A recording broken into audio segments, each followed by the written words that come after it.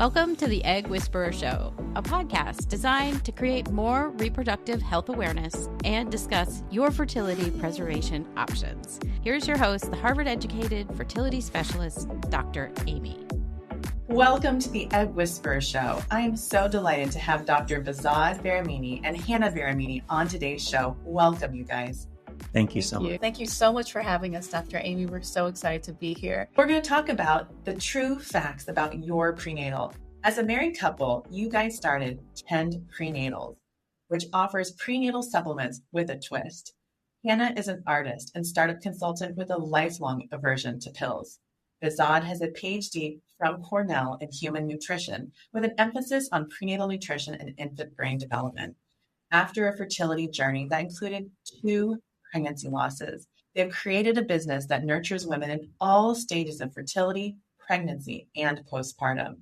Hannah and Behzad live in LA and are first-time parents to a 3-month-old baby girl. I'm so happy to have you guys on here.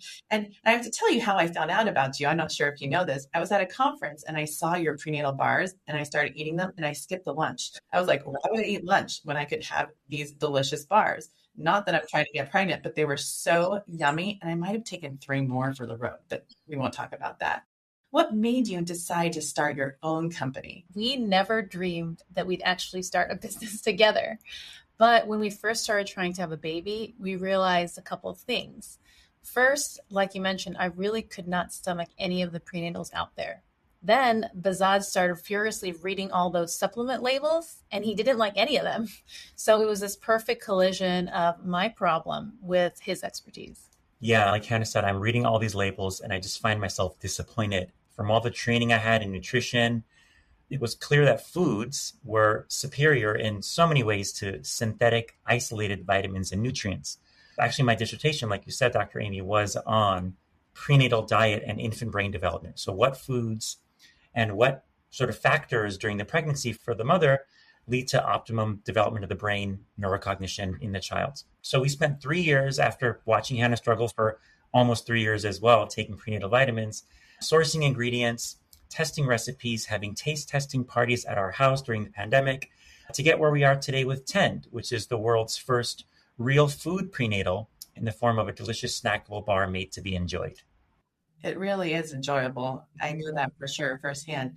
And I always tell my patients, food is medicine. If you can't stomach the pills, look to food sources. But that's not so easy with everyone's really busy lives. How did you arrive at the decision to focus on a non-pill approach?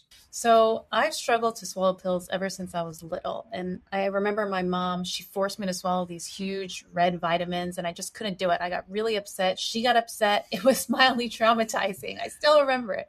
So now, even as an adult, I despise pills. And prenatal are some of the biggest and the smelliest pills out there. And I'm not alone because I think some studies say that up to 40% of people have the same pill aversion. So as we were looking at all the options, we found that this other problem that prenatal pills were made with synthetic ingredients and synthetic nutrients. And also the powders and gummies that are also out there are not any different in terms of synthetics, and they're not any more appetizing. Yeah, the other thing that the non-pill approach allowed us to do was just to do different things that you couldn't do with traditional prenatal vitamin pills. So the first thing that we did, we looked for ingredients that would allow us to provide all the same nutrients you get in a prenatal pill, but from foods. So if you look at the nutrition label and the ingredient panel on the packaging, all of our nutrients and vitamins come from fruit and vegetable powders. Broccoli, spinach, kale, pumpkin, sweet potatoes, sunflower seeds, oranges, apples, strawberries. These are all dried down, concentrated, and this is where all the vitamins A, D, E, B, K, they all come from these whole foods that we dry down and add into the bars of powder. Secondly, since Tend is a little bit larger than a typical prenatal pill, we can put things inside that aren't normally found in prenatal pills because you can't fit 1,000 milligrams of calcium. Those sorts of things, they just don't fit in a traditional pill. So we have nutrients in Tend that you don't typically see in other prenatals. Third, Tend has macronutrients. So as many people know, requirements for things like protein are increased during pregnancy. I think about 70 grams is the requirement for women who are pregnant for protein. So Tend provides in some flavors up to 10 grams of protein, fiber, healthy fats that just also give women macronutrients along with those micronutrient requirements. That's really impressive because I'm always encouraging my patients to increase their protein intake during their IVF cycles. Even for their egg freezing cycles, I encourage protein during the process. It just helps with their physical recovery, I think, as well, post-retrieval. So I'm glad you guys brought that up because I actually didn't realize that how much protein was in your bar. And finally, because it's a bar and not a pill, we had the chance to make it tasty and fun and to replace the struggle I saw Hannah endure sort of every morning with something that she would look forward to. So yeah, we spend a lot of time formulating and taste testing as well, because it's really important that Tend tastes like something you'd actually want to eat. So we launched with these 3 core flavors: chocolate sea salt, peanut butter chocolate, and lemon berry. But we also do fun seasonal flavors. I find that there are some people in our population, not to call anyone out, but men, for example, they are the ones that complain about swallowing pills more than my female patients. So I bet that statistic that you told us about, Hannah, as far as people who can't swallow pills, I imagine maybe men are at a higher rate in that study. And so I imagine like this could be something also for men to also enjoy during the IVF cycle or even a couple months before they start, to also potentially help with sperm quality, because it's a great source of all the things that men need as well in their male prenatal vitamin too. And I appreciate you guys being so open about your journey. And I know sometimes it's hard to share like the really personal stuff, especially when it comes to miscarriages. But how did your own fertility journey play into your decision to create Tend Prenatal? Yeah, it was sort of a parallel journey, actually. So we've had 2 pregnancy losses. The first time we got pregnant relatively quickly. We made it to around 8 to 9 weeks. I saw the heartbeat, but then we lost the pregnancy. And then a year later, we got pregnant again. We did do some genetic testing, found out there was an abnormality, but we were hopeful because it was progressing. But then the pregnancy ended in another miscarriage around 16 weeks. So it was really devastating. And I didn't know how common miscarriages are, that 1 in 4 women actually experience this. And it's such an isolating experience. You don't know who to turn to. You don't know what is emotional. What am I supposed to be feeling? So I realized through the process that, getting pregnant and staying pregnant is often just a difficult roller coaster process for so many families. And if something goes wrong, you wonder, is it my fault? Should I have done this or that? There's so much self-blame and guilt and questions and burden. So as we were thinking about creating Tend, we wanted to remove that burden of guilt and have to do. There's so many have to do's as a woman who's trying to get pregnant as it is. I have to take my prenatals. They make me feel queasy. I have to do these injections, etc. So the whole pregnancy journey is hard enough. So we really want to inject some joy into it. We want to bring something tasty that's pleasurable, but it's actually also better for you. So there was this parallel journey where after years of taking those horrible prenatals, we finally launched Tend. I was able to eat the bar every day instead of take the pill. And then we got pregnant a 3rd time, and we just had our rainbow baby girl in May. That's very sweet. I tell you, when I ran out of those bars, I was like, where is there even like half of a bar somewhere in my purse? Because you really look forward to like, oh, I have to have my bar because it's so good. The other thing that the years of sort of infertility allowed us to do was just to give us time to examine everything and slow down and sort of, for me too, try to get healthy, get into good routines and habits, because I knew that my health played a role potentially in the fertility journey as well. And again, it gave us time. We had 2 or 3 years where at the same time that we were struggling with fertility, I'm messing around in the kitchen with these ingredients. So had we got pregnant the first time and had the baby, I might not have thought to examine what's on all these prenatal bottles and pills. And so, of course, it wasn't Tend Prenatal only.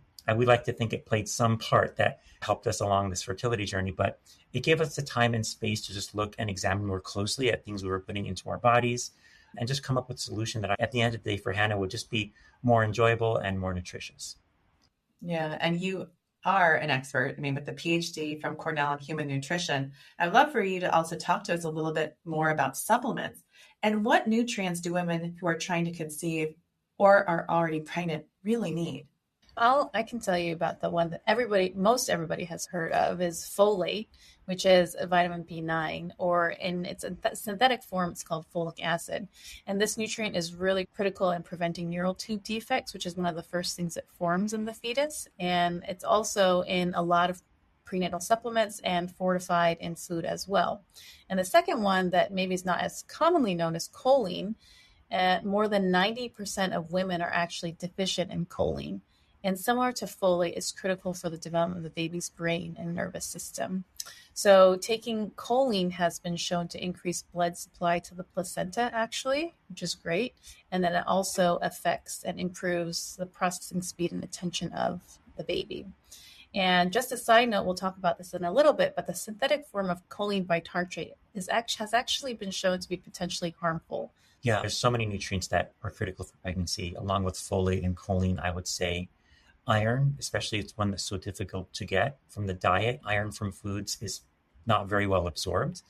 And a lot of women struggle with getting their iron levels up. And even anemia in the US is still a problem in our country. You mean iron from synthetics? Iron from synthetics. Yeah, even from foods. Iron absorption is classically not very good from foods either. So for maximum absorption, one of the things that we did in Tend, and folks talk about this online on Instagram, is to take their iron from foods or in their supplements with vitamin C, which has been shown to boost iron absorption. Another one that's really important is vitamin D. Even for us living in sunny LA, Southern California, it's hard to get out and get enough sun exposure every day to get our vitamin D simply from the sun.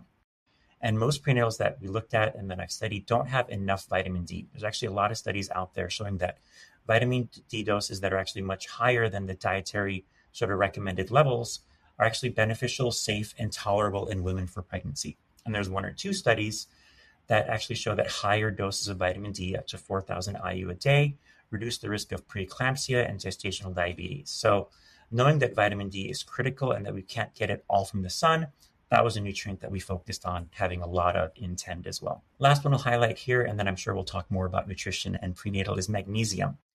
And that's mostly because about half of women in the US of childbearing age are magnesium deficient. And magnesium is important not only for the baby's bone development and skeletal system, but it's also been shown to reduce the risk of growth restriction and increase birth weight at full term. So the list goes on, but this is probably some of the most important examples of nutrients that are either critical for pregnancy, and in many cases, women are most deficient in entering their pregnancy. And then Hannah, you brought something up, and I want to ask about it a little bit more about choline. And you mentioned an important distinction about prenatal choline. Can you expand on that? Yeah, so it's really the difference between synthetic choline and natural food form choline. So it comes from a recent study that I'll let Behzad, the scientist, talk about, but it's just published in spring of 2021. Yeah, I'm a nerd, so I'm always reading what was published about choline, folic acid, omega-3s, pregnancy, especially after starting to work on this project. So in 2021, a study was published. It was a randomized placebo-controlled clinical trial, which, as many folks may know, is sort of the gold standard of how you do studies in human nutrition and pharmaceuticals and everything else. And what the study looked at was the synthetic form of choline, choline bitartrate, found in most prenatal vitamins and supplements, etc. And it compared synthetic choline bitartrate to choline that was found in foods. And the take-home conclusion was, and we'll summarize this in a bit, that the synthetic choline bitartrate formed resulted in elevating 2 risk factors that are really undesirable whether one is pregnant or not, for heart disease, for decreased blood flow, etc. So the 2 things that the synthetic choline bitartrate elevated in the study subjects was, 1, a metabolite in the blood called TMAO. TMAO stands for trimethylamine oxide. No one needs to know that. But what we do need to know is that when TMAO is elevated in the blood, then the risk for gestational diabetes and preeclampsia increases. Actually, women that have gestational diabetes and preeclampsia have elevated levels of TMAO. And outside of just pregnancy alone, TMAO has been shown to be an independent risk factor for adverse cardiac events in more than 200 studies.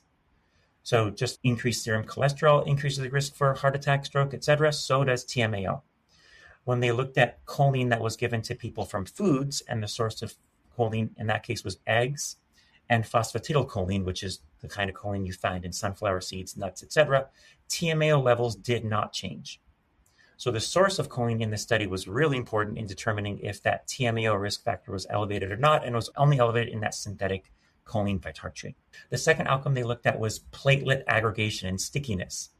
And just to nerd out a little bit, some folks may know this, platelets are cells or cell fragments in the blood that are necessary for our blood to clot in response to injury. But when platelets are too sticky, then the risk for spontaneous unwanted blood clots increases, and you can have decreased blood flow to critical organs. So what the study found was that choline bitartrate, that synthetic form of choline, made platelets very, very sticky. And the choline that was given from both eggs and phosphatidylcholine didn't result in platelets adhering and being any more sticky than the control group. So the fact that this choline, the synthetic form, caused these chemicals and these risk factors and platelets to become more sticky just meant to me, we got to make sure that whatever's in our house doesn't have synthetic choline bitartrate in it. We got to make sure that our choline source is from foods. So our choline is sunflower seed derived phosphatidylcholine. And it also just goes to show that structure matters, right? In biology, in medicine, structure matters.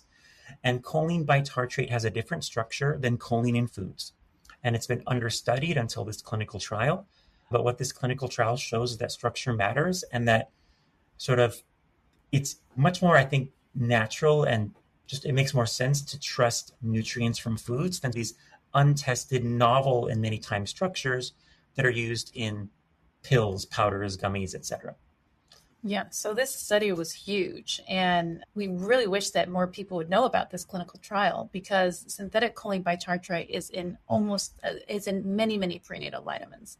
We wish that companies using this compound would swap it out for the natural form of choline, which is of course more expensive, it's bulkier, and it's also harder to source. This is really important to us, the adverse effects, so that people know about them, and we really want to bring this up in this space. We also see prenatal vitamin companies listing their choline bitartrate as food form choline, which is actually wrong, misinformed, and misleading. So we really want to educate the consumer, the average consumer like me, who reads bottles and doesn't know what's synthetic or natural, that choline bitartrate is something you should avoid. So it should say phosphatidylcholine on your prenatal. Yeah, or there's some other forms as well that haven't been shown to be as adverse. There's some choline salts. There's a choline chloride. That's an example that has not been shown to have some of the adverse effects. But choline bitartrate is just so commonly available. A lot of supplement companies use it because it's also very shelf stable. So often with a pill bottle, you want something that can be stored on the shelf at room temperature for a few years, right? So you have the shelf stable version of these nutrients with a slightly altered chemical structure to support that shelf stability. So the shelf stability of choline bitartrate is largely what makes it so popular for these prenatal supplement companies. Yeah, we really encourage people, if possible, to get their choline from food. So that means eating a lot of eggs, if you can do that, or eating a lot of nuts and seeds that are high in that. Mm-hmm. And then when people read my fertility treatment calendar, on there it says prenatal vitamin. And they'll just go to the store and pick up a bottle that says prenatal vitamin. Obviously, I make recommendations like choose Tend or something else.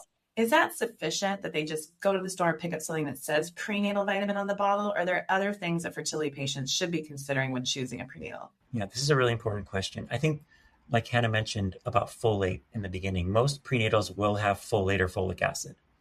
That's probably the most important nutrient to make sure women are taking, especially early in their conception journey, even before conception. And so since most vitamins and pills and powders and gummies, they have folic acid, that's a pretty good baseline.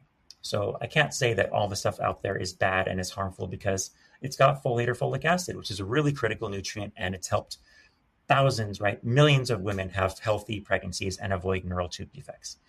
But what is worth highlighting is just, again, we keep talking about synthetic forms of vitamins versus natural forms of vitamins. In 2019, there was this editorial published in the Journal of the American Medical Association, Obstetrics and Gynecology. It was a study of 1,000 women taking prenatal vitamins. So the study looked at the diet of these women and their prenatal vitamin supplements. And so the conclusion of the study was this, and I just, instead of trying to summarize it, I'm going to read it from the paper. So the study authors, after looking at 1,000 women, what they ate, their prenatal vitamins, et cetera, and looking at if they were reaching levels of their nutrient goals, said this, quote, "Our study suggests that a significant number of pregnant women are not meeting recommendations for essential nutrients in pregnancy, namely vitamin D, C, A, K, and E, as well as iron, folic acid, calcium, potassium, magnesium, and choline. And this is the critical part, even with the use of dietary supplements. So in this study of more than 1,000 women taking prenatal vitamins, what this group of doctors and PhDs noticed in measuring blood levels of these vitamins were that women were on average deficient for up to 12 of these nutrients. Something's not working, right? You would expect a few nutritional deficiencies here and there, even in somebody eating a very well-balanced diet, but to experience and to see 12 or more nutrients deficient in 1,000 women in this study, to me, that was really eye-opening, and that just got my attention. It's something we've been talking about ever since. Yeah. So obviously not all prenatals are created equal. And some of them are simply missing nutrients that are needed, or the majority of them have synthetic forms, which are not as well absorbed by the body. So even if you're taking a prenatal vitamin, you really want to make sure that it's the right nutrients and the right forms that your body can recognize and actually use. And those are forms from food. Yeah. And getting a prenatal is important. And, we created Tend partly to fill that gap, but we still, even when people take our prenatal, we just like to always emphasize a food first approach. So trying to eat a well-balanced diet, healthy, colorful, fresh fruits and vegetables being a majority of what that diet consists of. And then using things like Tend or a prenatal supplement to help boost your nutrition throughout the day. But really, it's the diet and that food first approach that we really try to emphasize in everything that we do. So what you're saying is you can't go get a donut, have your Tend prenatal, and then be set for the day. You can enjoy a donut from time to time. Yeah, as we do. Ice cream is our vice there, but yeah. So scientifically, can you explain to all of us, how are foods a better way to get nutrients? So there's a study from Tufts University that tracked the intakes of vitamin A, K, magnesium, and zinc, really carefully measured them in folks that were taking them from supplements, and also folks from synthetic supplements, and folks that were getting them from their diet. So what they found was that the people that were getting A, K, magnesium, and zinc from their diet were less likely to die of heart attacks and strokes. People that were getting A, K, zinc, and magnesium from supplements showed no health benefit. So side by side, there's got to be something different about what's in a food versus what's in those pills. And it makes sense because from an evolutionary perspective, right, we've been on this earth for thousands of years, hundreds of thousands of years. We have been eating nutrients that we extract from plants and animals. We have the right enzymes and chemicals and receptors. Our bodies have adapted and evolved alongside our environment to utilize and absorb and store the forms of nutrients found in foods. Synthetic laboratory-made nutrients don't often have the exact same chemical structures, or they're not found alongside other cofactors and enzymes that boost their absorption or their utilization. So this explains why things like vitamin E, the synthetic form, is absorbed half as well as natural vitamin E from foods. This explains why vitamin C is much more potent of an antioxidant when it's found in a food than when it's found in your emergency supplement, which I'm a fan of. It tastes good, but I just know it's not the same as eating an apple or eating an orange. So that difference in the structure and the cofactors that are found in nutrients when we eat them in foods is probably part of what explains the lack of evidence supporting these micromineral and micronutrient supplements for having that lack of benefit in these studies. The idea that I have to actually eat an apple to get something, that takes time. And you have to take your mask off when you're working in an office. I love the back and forth between the two of you. My husband and I, we fight. I mean, we call it fights, but I love how you guys are like, synthetic. No, it's synthetic. It's so cute. The other thing that actually we should add to what Behzad was saying about this, the chemical structure of synthetic versus natural, is this issue of safety, because synthetic nutrients are relatively recent phenomenon, in the past several decades compared to humankind's well-being for many, many thousands of years. And these synthetic nutrients have not been studied. So we're taking these artificial vitamins, but not exactly sure what the effects are. Mm-hmm. So it's easy to overdose with synthetic multivitamins or with certain nutrients, but no one's reporting overdosing on too many fruits or vegetables. You can't overdose on foods. Totally. And one of the questions that I get a lot from my patients is all about like egg quality. What supplements can I take to support or even improve my egg quality? With your background, I'm sure you've done a lot of research about this too and know a lot about it. What foods and or nutrients have studies shown can actually help improve egg quality? The first thing to say, which is really important right off the bat, is that egg quality is affected by so many factors.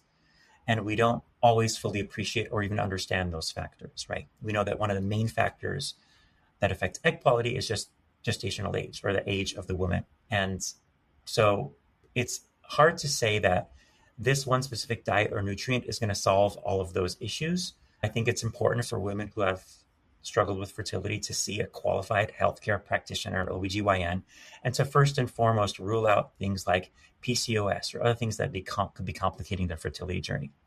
But since we're here to talk about nutrition, I'll tell you some of the studies that we've looked at, and I'll try to summarize some of those. The first one, or the nutrient that I've seen some studies show promise for egg quality, are omega-3 fatty acids. A paper from 5 or 6 years ago from Harvard Medical School, the study was done at Massachusetts General Hospital, showed that egg quality was improved when dietary omega-3 fats were increased in the woman. Dietary omega-6 fats, however, in the same study actually showed a reduction in egg quality. So omega-3 sources of fat include fish oil, algae oil, and to a lesser extent, though still healthy, flaxseed oil, plant-based sources of omega-3 also healthy. Omega-6 fats aren't necessarily unhealthy nutrients, but they're ones that we in the US consume too much of in general at a higher rate than is necessary.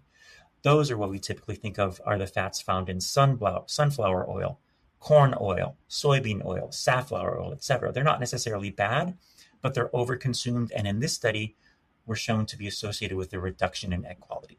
And so the study authors concluded that omega-3 fats helped egg quality and omega-6 fats hindered egg quality. And this was specifically looking at women who are undergoing assisted reproductive technology. So speaking of egg quality, they were looking at women undergoing things like IVF and what dietary factors improved egg quality and sort of fertility outcomes as far as that is concerned.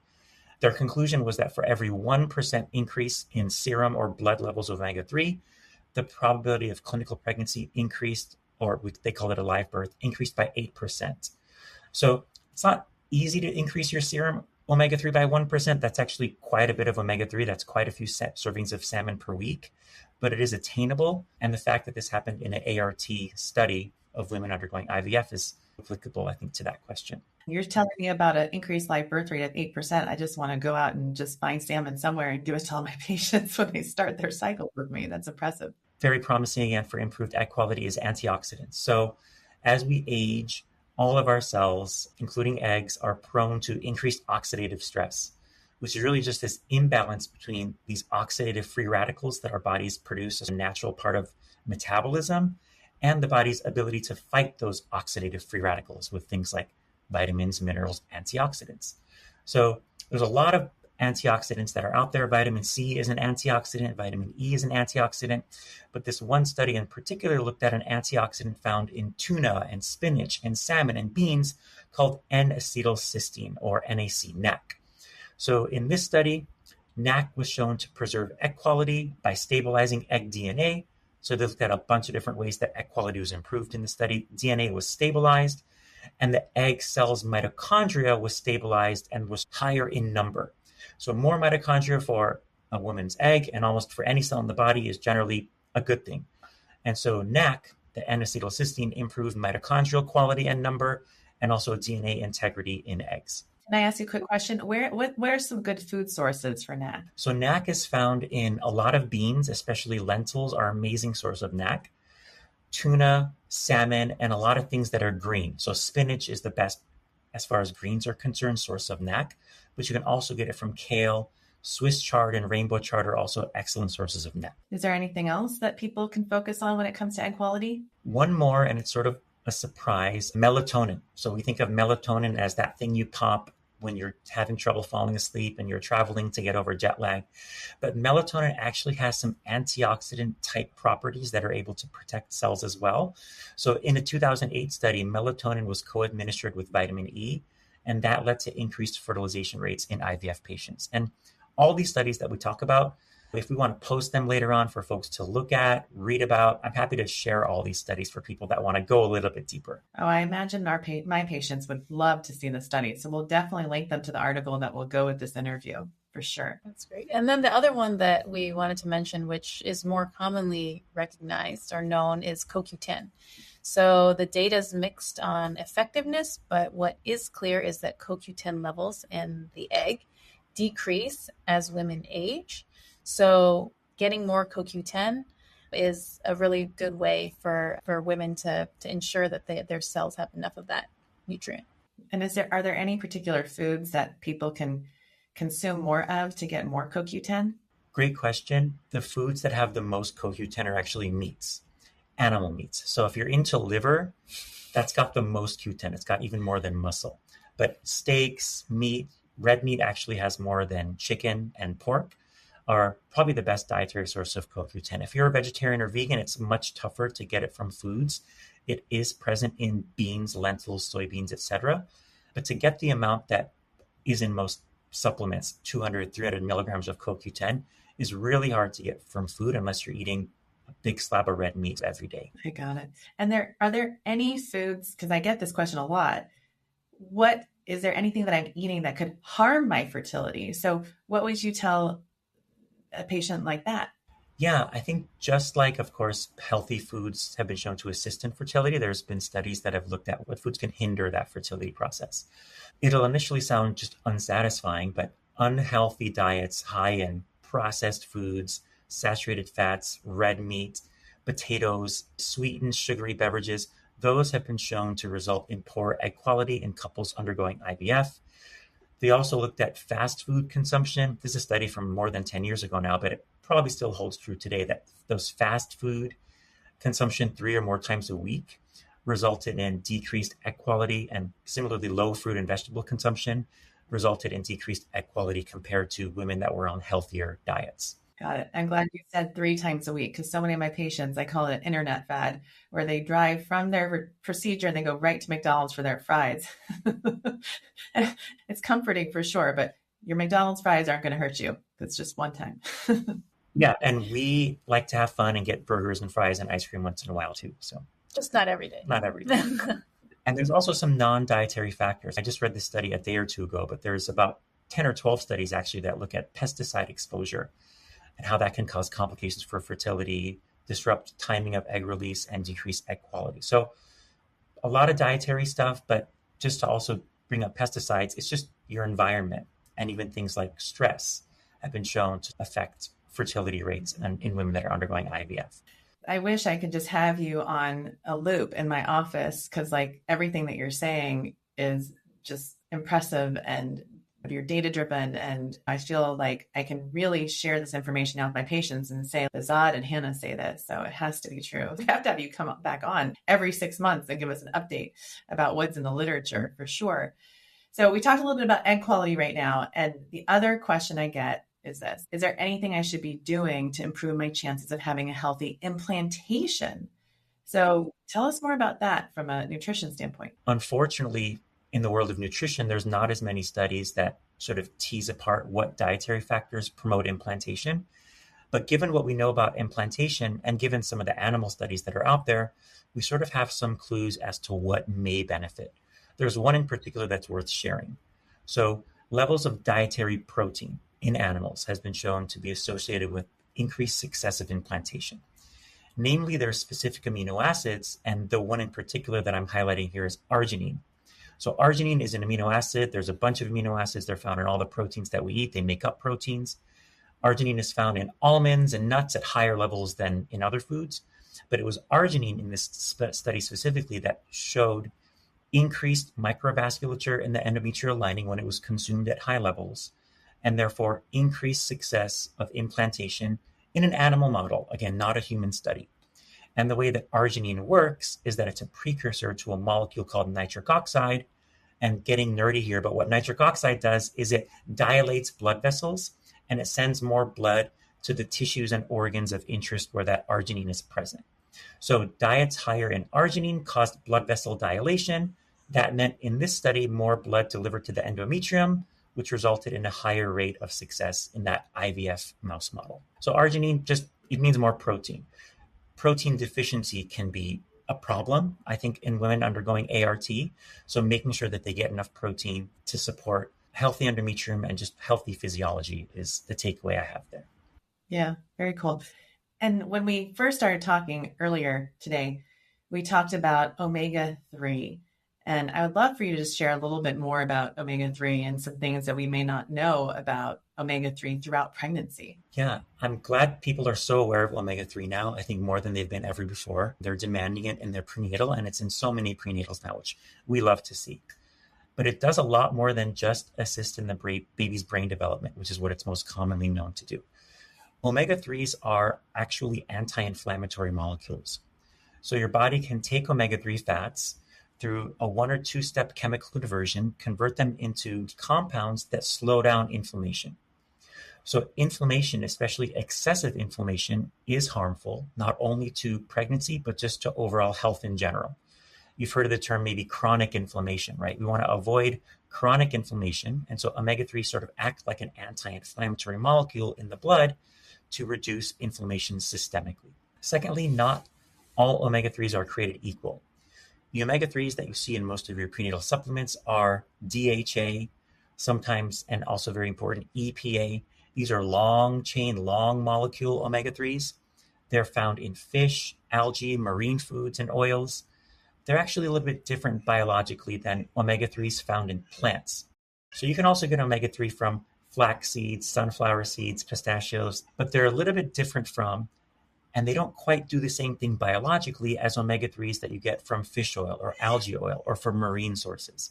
Those omega-3s from plants don't make their way into the hippocampus, the prefrontal cortex of the baby. They're not as desirable for the brain as the omega-3s found in fish oil, marine foods, etc. Finally, in addition to brain development, DHA has also been shown to help reduce early preterm birth and result in healthier birth weight. These are 2 studies that we can link again for the audience. DHA is a really powerful modulator of especially healthy full-term birth weight in babies. And further, there's a few studies, and I thought this was worth mentioning, that show that DHA also supports postpartum mental health and reduces postpartum depression. So because of all this stuff, and because DHA was literally the first word in the title of my dissertation, we have DHA, of course, in the prenatal at ACOG recommended levels, just to make sure that women are getting that omega-3 that they need to support their pregnancy. Yeah, and that's 300 milligrams, because if you look at prenatal, some of them include them, but they're not at high enough levels. So having a 10 bar isn't just for pregnancy. You can also continue postpartum as well to help with your own postpartum health. So I would love for you to share with us more about what you think people are missing in pregnancy from a nutrient standpoint. So we mentioned that study where the nutrients were missing, and these 4 nutrients are the ones that are missing the most. So these 4 nutrients include choline, which 90% of women are deficient in. Iron is 84% of women are deficient in iron. And as the study showed, nearly 40% of women are still deficient even if they take a prenatal. So you really need to take iron that is absorbed and bioavailable. Vitamin D is another nutrient where 90% of women are deficient from their diet, and most prenatals actually don't include it or don't have enough. And finally, magnesium.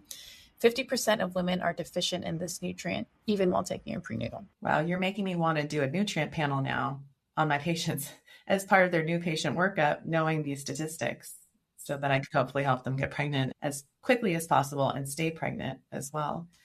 So in addition to Tend, what other ways can, women meet those needs when they're missing those nutrients? With our product and our company Tend, it's always a food first approach. So yes, we recommend our prenatal, but the foods that are going to help fill those gaps are often healthy, whole fruits and vegetables, whole grains, eating a colorful diet, sort of this phrase of eat the rainbow. That's what we try to tell people, our friends, our family members who are going through a fertility journey. It's interesting that different colors in fruits and vegetables are actually produced by different pigments that different vitamins leave. So vitamin A, you've heard of beta carotene. That's got this yellow orangey pigments. That's what gives carrots their color.